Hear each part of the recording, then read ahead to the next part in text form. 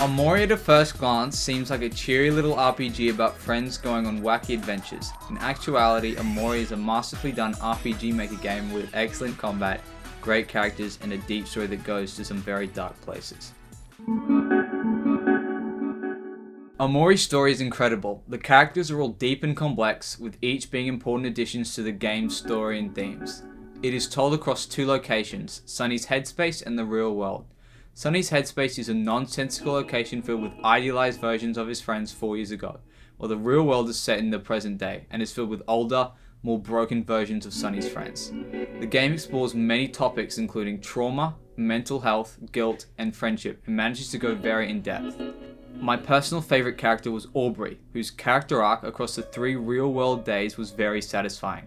One of the characters, who I won't spoil, I would have preferred being in the game a bit more, as they spent most of the game away from the main character.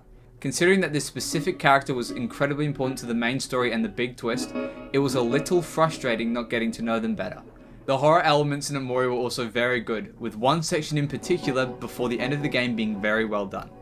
Overall, the story of OMORI is close to perfect, with wonderful characters and thought-provoking themes. OMORI's gameplay is quite simple, playing like any turn-based RPG. The combat is where the game gets experimental, using an emotion system as its primary gimmick. The rock, paper, scissors-like system is excellent, making boss fights fun and satisfying. Like most RPGs, combat against normal enemies can be a little repetitive, but the game doesn't require you to grind in any way outside of optional content. The various jobs and activities you can pursue in the real world are also very fun. The music in OMORI is very good. The themes in most boss fights and areas are amazing, and the music in the horror sections is creepy and very unique. The OST always fits with the scene in question, which really elevates certain sections of the game.